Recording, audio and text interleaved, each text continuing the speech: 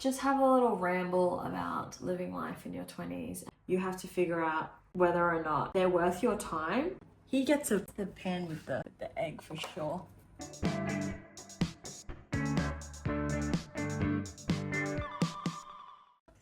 They'll be able to see the cats all around. Whoa. Whoa. She's been so noisy today. What's the matter? Why are you so vocal? Oh, I know life's hard. Thanks, babe.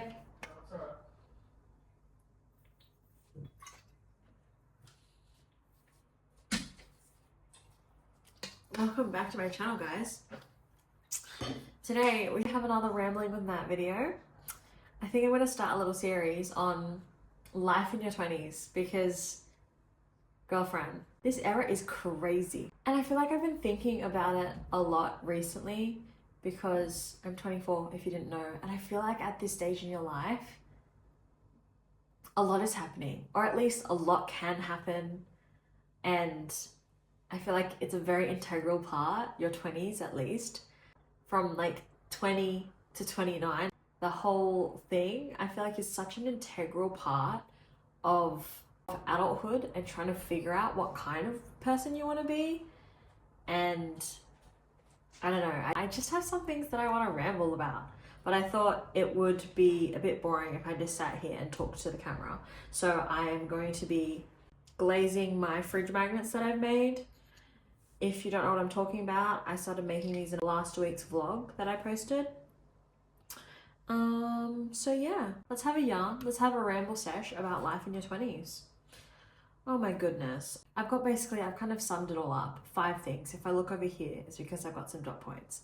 5 things in this part 1 with rambling about life in your 20s that I feel like someone should have told me, or that I have learnt, or I've realized. I don't know. Just 5 things that I want to talk to you guys about.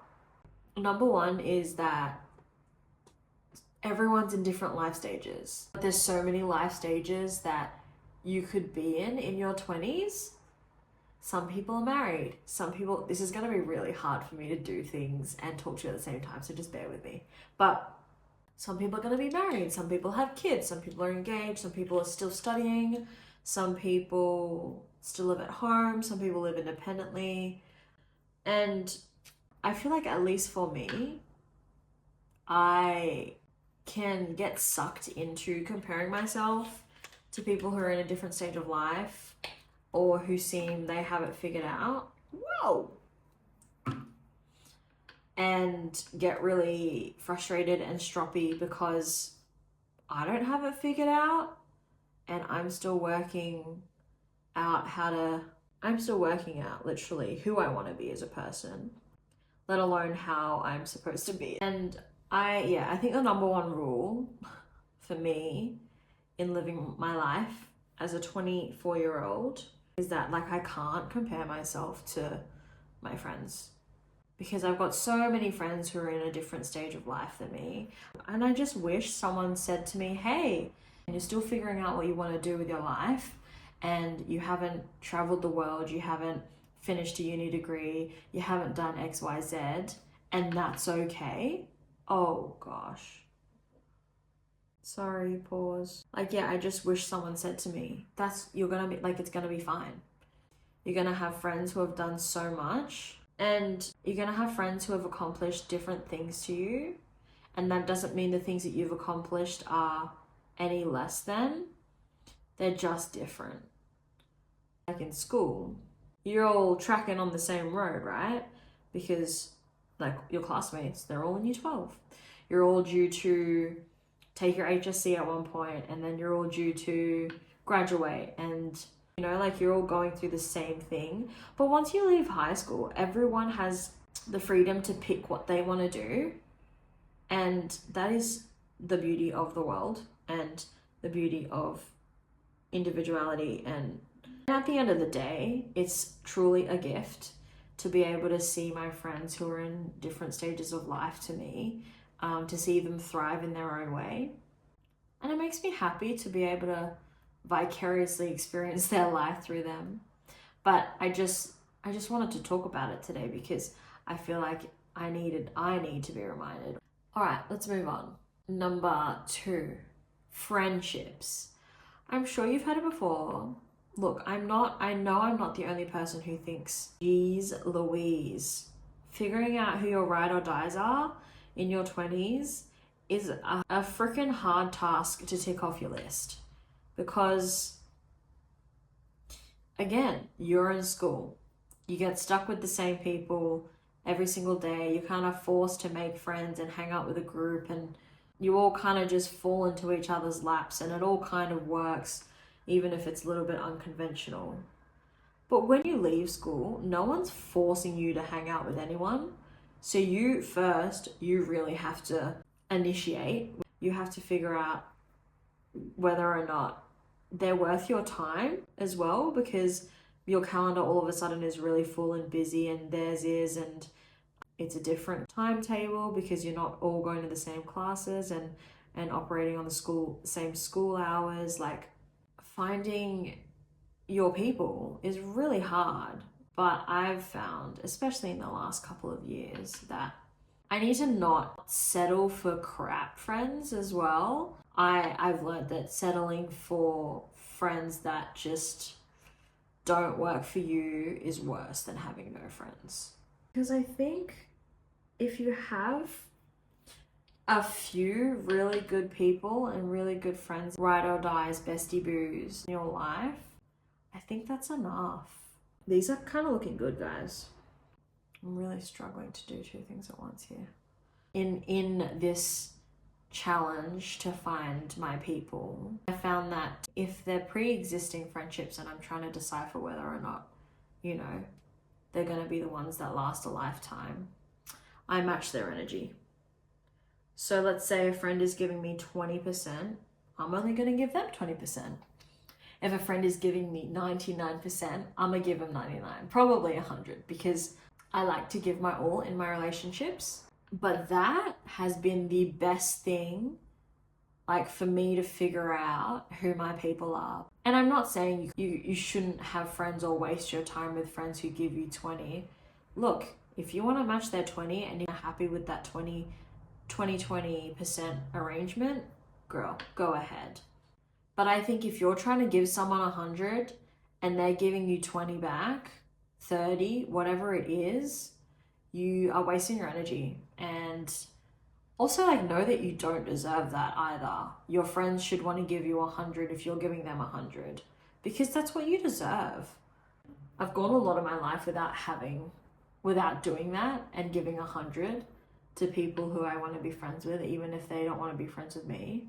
And it's tough when you realize, oh, they don't actually want to be my friend. And that's a tough pill to swallow for sure. But I think it should be a privilege for someone to be able to be your friend and for you to be able to share your life with them. They should find that a privilege. The rest of them are kind of glossing over really nice. I think I'll be able to stick the magnets on them tonight too. Cute. Do I have anything more on friendships? No, I don't think so. Number 3, your career. Guys, I still have no idea what I want to do, and I'm 24 years old, and I haven't really studied anything, and I've got nothing up my belt. But I'm still quite young, and I can still study something if I want to, and TAFE is always there if I want to do something short, because uni's not really for me anyway. But I don't know if I will ever know what I want to do career-wise, because I know that my final form is probably being a mother, and that in this economy probably, I know that I'm going to have to work. But I want to trust that I will realize at the right time, and knowing what I want to do is going to be something I enjoy. But I don't know what I want to do with my life, but I need to tell myself that it's okay. It's not like I'm telling myself it's okay and I'm not working until I found the perfect job. I still work, and I still am working in a field that I absolutely enjoy, but I don't know if I want it to be a career yet. I don't know if it's something that I want to do forever, but I'm going to do it for now. I think that's the balance that I found. And unless I have this light bulb moment where I realize what I want to do, I think working in a job that I'm good at and that makes me happy for now is probably the next best thing, because I would never want to be those people who work in a job that they hate and they're miserable going to every single day. I just do not do very well in environments like that. I want to remind myself, but I also want to tell you guys, for whoever's watching, that it is so fine that you don't know what you want to do yet with your career, and that it is so fine if you decide to have a career change. Like, you're allowed to have a career change. Just because you studied for X amount of years doesn't mean you have to stay in the field that you're in. No one's forcing you to be there, especially if you're unhappy. Obviously, all of this is just my personal opinion, but that's just how I feel. Don't take my word for Bible. Wow. Look at it. Look at it, guys. That dried really quickly. Let's move on. Number 4, financial independence. This has been a massive learning curve for me. In the past few months especially, I feel like no one, first of all, I'm sure everyone's on my page for this, no one taught us about taxes. I feel like there should be a subject in high school where they teach you actually how to live out in life, and where you do your taxes, and where you learn how to budget.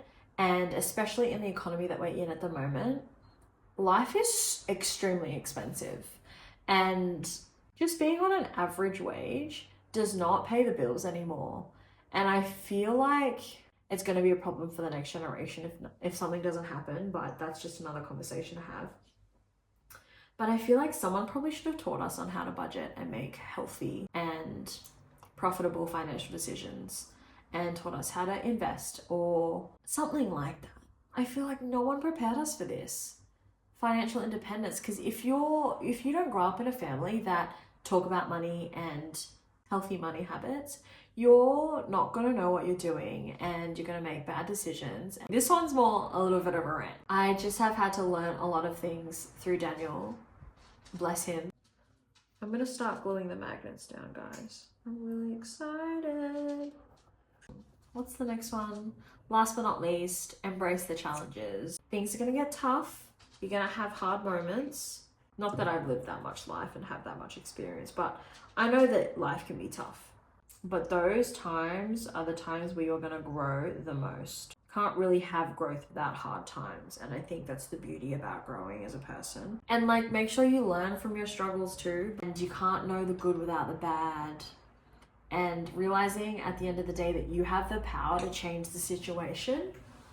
You have the power to change your perspective. It's not out of the power of your hands, basically. Sometimes I forget, and sometimes I slip into the woe is me, the world is against me, but actually no, this is your life. I don't even know if I've made any sense today, but there are just some of the things that I wanted to ramble about living life in your 20s, because I feel like maybe a lot of other people are thinking the same things, and I wanted to chat to you guys about it. I wanted to kind of as well just get it off my chest, because genuinely think about these things quite often.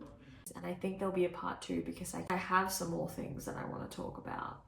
Not that I have really any professional knowledge or extensive life experience, but I just like talking about things. And if you're anything like me, I love hearing how other people perceive things or what other people think about certain topics. And I hope that you enjoyed this little ramble and got some stuff out of it, or even just can relate to some of these things, because your 20s isn't easy, I don't think. It's not necessarily hard, but I definitely don't think it's a breeze. I don't think it's a walk in the park for the most part. So thank you for coming back to my channel to watch another video. I really appreciate your support. You know the spiel. Don't forget to do all the things like comment, subscribe, and share, and turn the notification bell on, because I post most weeks, nearly every week. And remember to be kind to one another. I will see you in another video. Bye. The magnets are done. We're going to clear this because we've got some ugly magnets on here holding up some stuff. Yuck. Plumbing. Yuck. Electrician. Look, another plumbing one and another plumbing one. We don't need that. This one's actually useful though. Okay, we'll keep that one on. Screenshot this if you need to know measurements. We'll get rid of these. I can't. You got it. You got it. Okay, got it. Gotta keep that. Seas. Indian. We'll keep this. Bit of these up. Oh! Oh! Oh! I got it. Let's slide that one off. Keep this. These cute little Polaroids. Daniel puts all of these up on me, okay? I'm not putting these photos up of myself. That would be just really weird. She's lying. No, I'm not. Right. Why don't you show them all what Hannah wrote you? It's my niece. You are the second best auntie, so don't mind to Auntie Nat from that. Well, the story behind that is she wrote a letter to my sister Marilyn. She went, "You're the best auntie ever." As she saw that I read that, this camera angle is too much. That's good. She saw that I read that, and so she proceeded to write that letter for me. Well, How rude. Anyway, look at my little magnets. They're all done. Let's put these stuff up. I'll put this one up with a croissant, maybe. Because, like, even though it's kind of mean, it's kind of cute at the same time. it's just straight up funny. Yeah, it's pretty funny. Maybe we should just put this in the corner because it's pretty ugly. Hey, enough. Got these two. Daniel! Gotta use the big magnets because obviously these are. I think you'll find the retention rate for this video drops around about now. Hey! Well, no, I'm only saying that because I think anybody watching this is going to get a headache from my filming. Oh. Got these, the one of his mum. She deserves a little ducky. That one's cute. That's really cute! And then I've got all the Polaroids. He gets the pen with the egg for sure. Don't you reckon? Yeah. And That's then good. us up here, we can get a little love heart. Whoa, put a shirt on. Yeah. And then we just got these ugly ones.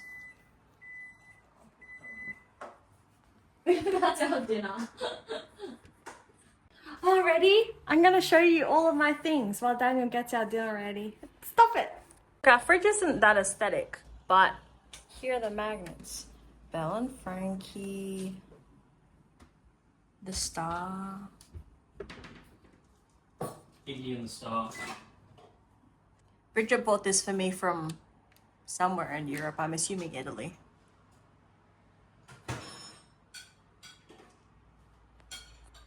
Yay! I'm really happy with that, guys. It's so much better than it was before.